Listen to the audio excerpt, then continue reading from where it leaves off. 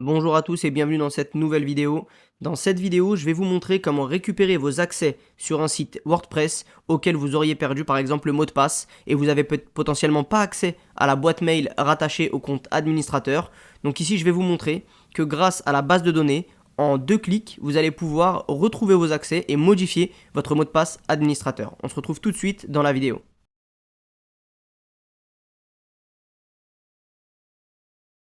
Donc comme je le disais, la première étape préalable, c'est d'avoir tout simplement accès à la base de données. Si vous êtes hébergé par exemple chez OVH, O2Switch ou quel que soit l'hébergeur, il y a généralement tout le temps un outil de gestion de base de données. Donc ça peut être tout simplement PHP dans la plupart des cas, ou aussi Adminé par exemple. Donc il y a plusieurs solutions de gestion de base de données. Et ici par exemple, moi je suis en local, j'utilise DevKinsta, je vous avais tourné une petite vidéo sur cet outil-là. Et bien même en local, j'ai la possibilité de retrouver des accès et d'avoir aussi accès tout simplement à ma base de données. Donc là en fait il y a toutes mes informations. Je vais cliquer sur gestionnaire de base de données.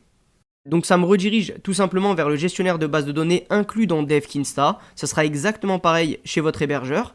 Et ici, la table qui va m'intéresser, c'est la table WP_user. Alors, WP, c'est le préfixe de ma base de données. Je vous le réexplique pas ici parce que tout se trouve dans mon guide WordPress. Donc, vous avez le lien du guide en description. Mais en gros, généralement, on change le préfixe. On ne laisse pas WP. Mais peu importe ce que vous avez, nous, ce qui nous intéresse, c'est ce qu'il y a après, _user. Donc, on va sur cette table-là. Et ici, on va cliquer sur afficher les données. L'affichage que vous voyez ici peut être un petit peu différent en fonction de si vous utilisez Adminé ou PHPMyAdmin ou autre chose. Donc là, en l'occurrence, moi, je dois cliquer sur afficher les données.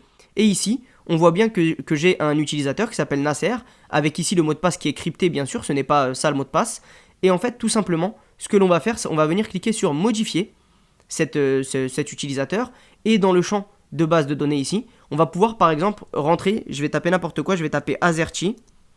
Voilà, Azerty 1, 2, 3. Et je vais tout simplement ici mettre en MD5. Donc ça c'est le mode de hachage. Ça va permettre de rendre ce mot de passe Azerty 1, 2, 3 et bien crypté tout simplement. Donc bien sûr ne mettez pas ce genre de mot de passe, attention.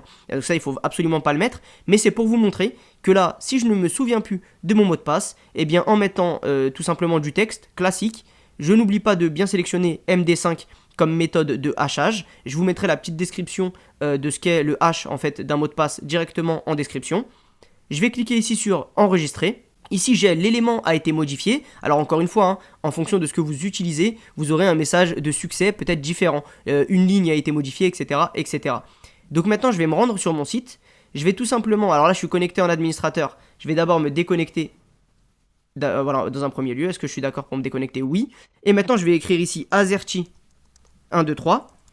Je vais le copier, comme ça vous voyez bien que je ne vais pas taper le mot de passe et on peut bien voir que c'est ce mot de passe que je vais utiliser. Donc là je l'ai copié.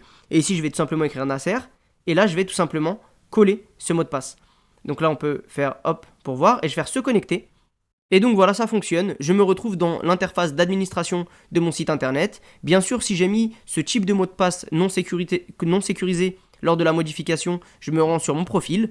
Et ensuite ici, je vais pouvoir potentiellement éditer mon adresse email. J'aurais aussi bien pu le faire dans la base de données. Donc c'est pour ça que c'est intéressant et c'est pour ça que je vous ai fait cette vidéo. Et je peux aussi me déconnecter par exemple si vous avez une suspicion que quelqu'un a votre mot de passe, utilise votre compte ou quoi que ce soit. Vous vous déconnectez de partout ailleurs. Vous définissez un nouveau mot de passe par exemple. Et tout simplement, eh bien, une fois que ce nouveau mot de passe sera défini, vous le copiez bien sûr. Vous l'enregistrez quelque part de façon sécurisée. Et ensuite, vous enregistrez, vous mettez à jour votre profil utilisateur. Ensuite, autre chose que je voulais vous montrer ici, c'est lorsque l'on va sur son profil utilisateur, on a ici une adresse mail, ce dont je parlais juste avant, et bien on peut la voir ici. Et en fait là, ce qui va être intéressant, ça va être aussi de modifier cette adresse mail là si jamais vous n'avez plus accès. Donc si vous avez perdu votre mot de passe ou changé d'adresse mail, vous pouvez modifier ces informations directement dans la table WP User que l'on peut voir ici.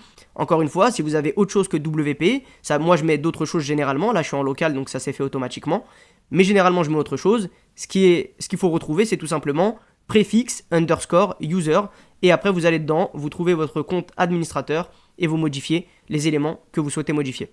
Voilà, c'est tout pour cette vidéo, c'était relativement court, mais j'espère en tout cas que ça vous aidera et que ça solutionnera des problématiques que plusieurs d'entre vous rencontrent lorsqu'ils sont bloqués à l'extérieur de leur site internet. Je le rappelle, il faut avoir accès bien sûr à la base de données pour pouvoir faire cette manipulation.